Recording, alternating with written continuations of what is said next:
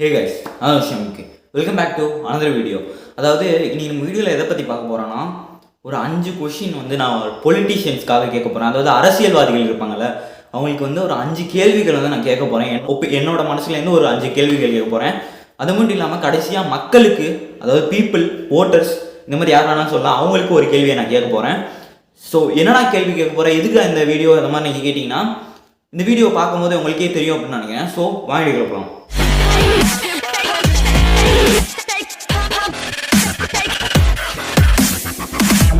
இந்த வீடியோ ஆரம்பிக்கிறதுக்கு ஒரு கிளாரிஃபிகேஷன் கொடுத்தாரு. அதாவது இந்த வீடியோ நீ யாருக்காகடா பண்ற அப்படின்னு நீங்க கேட்கலாம். அதாவது இந்த பொலிட்டீஷியனுக்காக பண்றியா, இந்த கட்சிக்கு எதிராக பண்றியா, இந்த கட்சிக்கு ஆதரவா பண்றியா அப்படின்ற மாதிரி நீங்க கேட்கலாம். எந்த கட்சிக்கு ஆதரவாகவும் பண்ணல, எந்த கட்சிக்கு எதிர்ப்பாகவும் பண்ணல. ஆக்சுவலி இந்த வீடியோ என் மனசுல இருந்த கொஸ்டின்ஸை வந்து நான் யாரோ ஒரு பொலிட்டீஷியன், இந்த வீடியோ பொலிட்டீஷியன் பார்ப்பாங்களோ இல்லையோ எனக்குலாம் தெரியாது.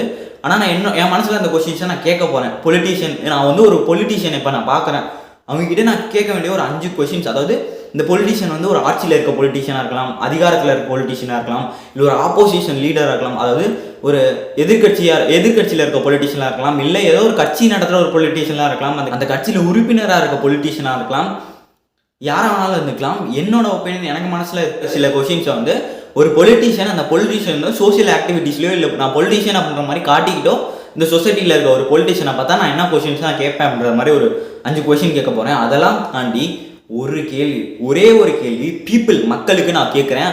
அந்த கேள்வி என்னன்றதை கடைசியில் சொல்கிறேன். அதுக்கு முன்னாடி இந்த 5 கொஸ்டின்ஸை பார்த்தலாம். முதலாவது நம்ம என்ன கொஸ்டின் பார்க்க போகிறோம்னா, அதாவது ஒரு பொலிட்டீஷியன் இப்போ முன்னாடி வந்து நிற்கிறாப்புல, அவருக்கு நான் வந்து ஒரு ஃபஸ்ட்டு கொஸ்டின் கேட்க போகிறேன். What is politics? அதாவது அரசியல் அப்படின்னா என்ன அப்படின்ற ஒரு கொஸ்டின் தான் ஃபர்ஸ்ட் நான் ஒரு பொலிட்டீஷியனை பார்த்தா கேட்பேன். ஆக்சுவலி ஒரு சிவில் இன்ஜினியர் இருக்கிறாருன்னா அவருக்கு தான் அந்த பில்டிங் கன்ஸ்ட்ரக்ஷன் அதை பற்றி தெரியும். ஒரு ஐடியில் வேலை செய்யறவங்க இருக்காங்கன்னா அவங்களுக்கு தான் அந்த ப்ரோக்ராமிங் லாங்குவேஜை பற்றி தெரியும். ஒரு டாக்டர் இருக்காருன்னா அவருக்கு தான் அந்த ஆப்ரேஷன்லாம் எப்படி பண்ணுறாங்க, அந்த மெடிசன்ஸ்லாம் என்னென்ன அப்படின்றது தெரியும். அதே மாதிரி ஒரு பொலிட்டீஷியனுக்கு பாலிடிக்ஸ்னால் என்னன்னு தெரியுமா?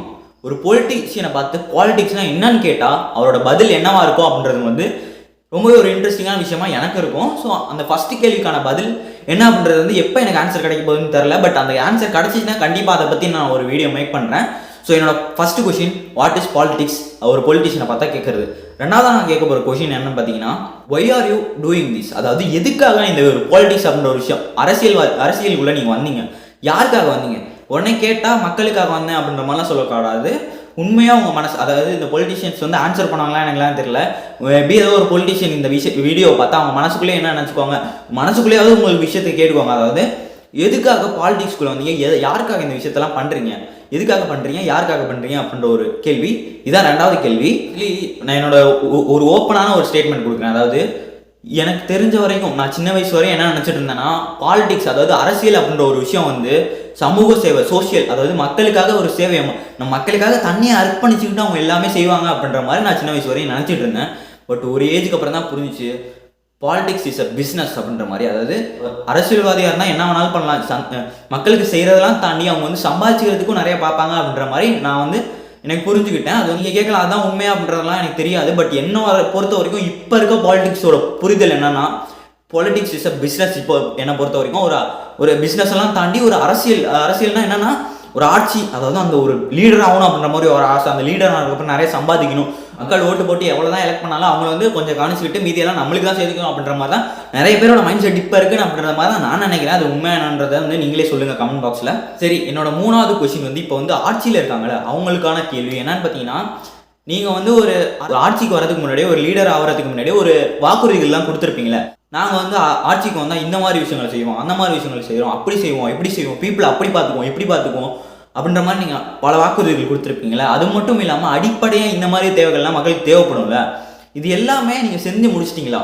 நீங்கள் சொன்ன வாக்குறுதிகள் எல்லாமே மக்களுக்கு வந்து நிறைவேற்றி கொடுத்துட்டிங்களா? அதே நேரத்தில் மக்களுக்கான அடிப்படை தேவைகள் எல்லாத்தையுமே மக்களுக்கு ஏற்படுத்தி கொடுத்துட்டிங்களா அப்படின்ற மாதிரி கேட்குறேன். அதுக்கான ஆன்சர் என்னன்றதை பொலிட்டிஷியன்ஸ் தான் சொல்லணும். ஸோ ஆக்சுவலி நான் ஆல்ரெடி சொன்னேன், பாலிடிக்ஸ் வந்து இப்போ பிஸ்னஸாக இருக்குது அப்படின்ற மாதிரி எனக்கு தோணுது.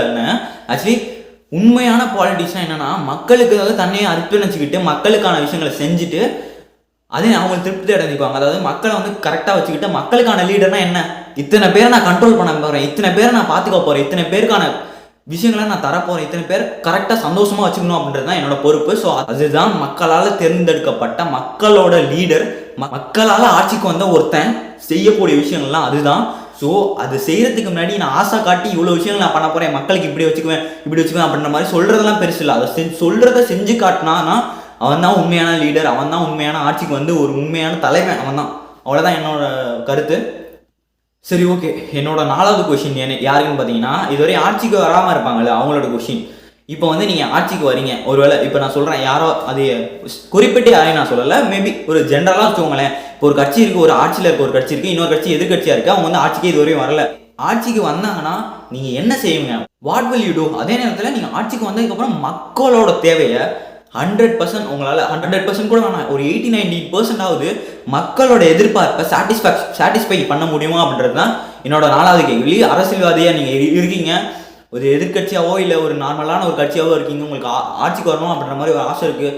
ஆட்சிக்கு வந்தால் ஆக்சுவலி அதுக்கு முன்னாடி உங்கள்கிட்ட ஒரு விஷயத்த சொல்லிடுறேன். இது வந்து அரசியல்வாதியாக இருக்கவங்களுக்கு மட்டும்தான் இல்லை, நான் அரசியல்வாதியாக ஆக போகிறேன் அப்படின்ற மாதிரி நினைக்கிறவங்களுக்கும் இந்த கொஸ்டின் வச்சுக்கோங்களேன். இப்போ நீங்கள் நார்மலாக ஒருத்தராக இருக்கீங்க, அவங்க அரசியலுக்கு வரணும் அப்படின்ற மாதிரி ஆசைப்படுறீங்க, அரசியல்வாதியாக ஆகணும் அப்படின்ற மாதிரி ஆசைப்படுறீங்க, மக்களோட லீடர் ஆகணும் அப்படின்ற மாதிரி ஆசைப்படுறீங்க, உங்களுக்காக கொஸ்டினாக அது வச்சுக்கோங்க. ஸோ இப்போ நீங்கள் வந்து ஆட்சிக்கு வந்தீங்கன்னா மக்களோட சாட்டிஸ்ஃபேக்ஷன், அதாவது மக்களோட நீடு, அதாவது மக்களோட தேவை எல்லாத்தையுமே பூர்த்தி செய்வீங்களா, சாட்டிஸ்ஃபை பண்ணீங்களா மக்களை, அந்த மாதிரி ஒரு கொஸ்டின் தான். இது தலைவனுக்கான தகுதியே மக்களோட தேவைகள் எல்லாம் பூர்த்தி செய்கிறது தான் ஒரு தலைவனுக்கான தகுதி. அதை தாண்டி ஒரு மிகப்பெரிய பெருந்தலைவன்னா மக்களோட தேவையும் தாண்டி அவன் அதிகமாக செய்கிறவன் தான் பெருந்தலைவன். ஸோ ஆக்சுவலி ஒரு தலைவனாக ஆனாலே ஒரு மக்களோட தேவைகள்லாம் பூர்த்தி செய்யணும், அவன் தான் தலைவன். ஸோ அதை மாதிரி நீங்கள் ஒரு ஆட்சிக்கு வந்தீங்கன்னா மக்களோட எல்லா தேவையுமே நீங்கள் வந்து பூர்த்தி செய்வீங்களா, இல்லை ஓரளவுக்கு தேவையாவது பூர்த்தி செய்வீங்களா அப்படின்றது தான் என்னோட 4வது கொஷின். 5வது கொஷின் வந்து ரொம்பவே ஒரு டிஃப்ரெண்ட்டான கொஷின். இப்போ நான் 4 கொஷின் சொல்லியிருப்பேன்ல, இதெல்லாம் தாண்டி இது வந்து ஒரு டிஃப்ரெண்ட்டான கொஷின். என்னன்னு பார்த்தீங்கன்னா, ஆர் பீப்புள் பப்பட்ஸ்? அதாவது மக்கள்லாம் என்ன பொம்மைகளா? என்ன சொன்னாலும் அதை நம்பிக்கிட்டு, என்ன சொன்னாலும் அதை செஞ்சுக்கிட்டு, அதாவது கண்மூடித்தனமாக நம்புற ஒரு பொம்மைகளா மக்கள்லாம், பப்பட்ஸ் ஆகலாம் அப்படின்ற மாதிரி ஒரு கொஷின். இது யாருக்கு அப்படின்றது வந்து நீங்கள் தான் முடிவு பண்ணிக்கணும். அதாவது யாருக்கு வேணாலும் இருக்கலாம். இந்த கொஷினை நான் கேட்டுக்கிறேன், ஏதாவது யாரோ ஒரு பொலிட்டிஷியனுக்கு கேட்குறேன், யாரோ ஒரு ஆட்சியில் இருக்கவங்களுக்கே கேட்குறேன்னு வச்சுக்கோங்க. அது எந்த ஆட்சி அதெல்லாம் எனக்கு தெரியல. காமனா இப்போ மட்டும் நான் இந்த டைமில் மட்டும் சொல்லலை, எப்போ ஒருத்தன் ஆட்சிக்கு வந்தாலும் நான் கேட்குறேன், மக்களெல்லாம் பொம்மைகளா? நீங்கள் சொன்னால் தலையாட்டுற, நீங்கள் சொன்னால் கண்மூடித்தனமாக நம்புற ஒரு பொம்மைகளா, நீங்கள் காசு கொடுத்தா வாங்கிக்கிற ஒரு பொம்மைகளா, காசு கொடுத்தா என்ன வேணாலும் செஞ்சுக்கலாம் அப்படின்ற மாதிரி என்ன இருக்கு உங்களுக்கு இருக்கா அப்படின்றத எனக்கு தெரியல. இதுதான் என்னோட 5வது கொஷின். இதை தாண்டி இப்போ நான் ஒரு 5 கொஷின் வந்து அரசியல்வாதிகளுக்கோ இல்லை அரசியல்வாதி ஆக போகிறவங்களுக்கோ நான் கேட்டிருப்பேன். இதெல்லாம் தாண்டி ஒரே ஒரு கொஷின் உங்களுக்காக கேட்குறேன். அதாவது பீப்புள்கிட்ட நான் ஒரு கொஷின் கேட்குறேன், உங்களால் இந்த விஷயங்களெல்லாம் மாற்ற முடியுமா? இப்போ நடக்கிற விஷயங்களாக இருக்கட்டும், இல்லை நிறைய பேர் எதிர்த்துக்கிட்டு இருக்காங்கல்ல, அதாவது ஒரு ஆட்சி சரியில்லை அப்படின்ற மாதிரி மக்களே பல பேர் இந்த ஆட்சி சரியில்லடா அப்படின்ற மாதிரி எதிர்க்கிறாங்களே, இதெல்லாம் உங்களால் மாற்ற முடியுமா? உங்ககிட்டே கேட்குறேன், நான் அரசியல்வாதிகள்கிட்ட கேட்கல, பீப்புள்கிட்டே கேட்குறேன். உங்களால் இந்த மக்கள் வந்து இத்தனை பேர் எதிர்க்கிறாங்களா ஒரு ஆட்சியை, அது எல்லாத்தையுமே மாற்ற முடியுமா அப்படின்ற மாதிரி உங்ககிட்ட ஒரு கொஷின் கேட்குறேன்.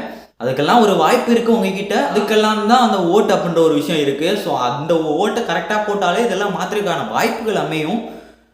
பட் அதை மாற்றணுமா மாற்ற முடியாதா அப்படின்றதெல்லாம் எனக்கு தெரில. ஆனால் மாற்றுறதுக்கான வாய்ப்பு இருக்குது அப்படின்றது மட்டும் எனக்கு தெரியும். ஸோ அதுதான் இந்த வீடியோவில் நான் சொன்னேன். அதாவது ஸோ இதுதான் இந்த ஒரு 6 கொஷின், ஒரு 5 கொஷின் பொலிட்டிஷியனுக்கும் பீப்புளுக்கும் ஒரு கொஷின்.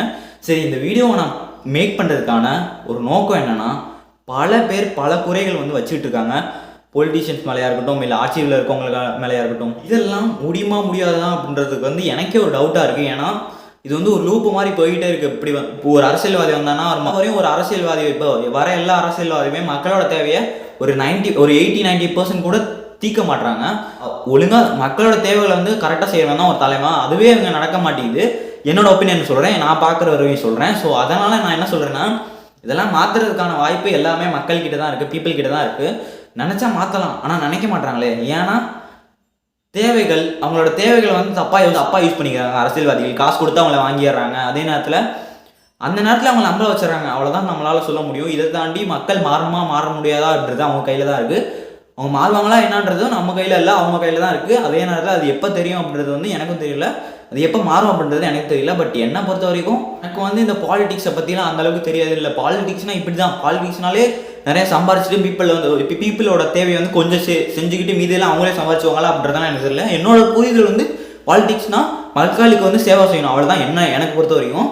ஸோ ஆனால் அது என்ன நடக்குது, இங்கே என்ன நடக்குது அப்படின்றது எனக்கு தெரியல. ஸோ இந்த வீடியோ இதோட முடிச்சுக்கலாம்னு நினைக்கிறேன். என்னோட ஒப்பீனியனாக நான் சொல்லிட்டேன். உங்களோட ஒப்பீனியன், உங்களோட கேள்விகளை வந்து கமெண்ட் பாக்ஸில் கேளுங்க. ஸோ அதுக்கு வந்து நான் முடிஞ்ச ஆன்சர் பண்ணுறேன். இல்லைனா அவங்க ஆன்சர் பண்ணுவாங்களா என்னன்னு தெரியல, பார்ப்போம். ஃப்யூச்சரில் கூட ஏதோ ஒரு அரசியல்வாதியோ இந்த வீடியோ பார்த்து அந்த கமெண்ட்ஸ்லாம் படிக்கலாம், யாருக்கு தெரியும். ஸோ இந்த வீடியோ இதோட முடிச்சுக்கலாம் அப்படின்னு நினைக்கிறேன். இதே மாதிரி இன்னொரு வீடியோ சந்திக்கிறேன்.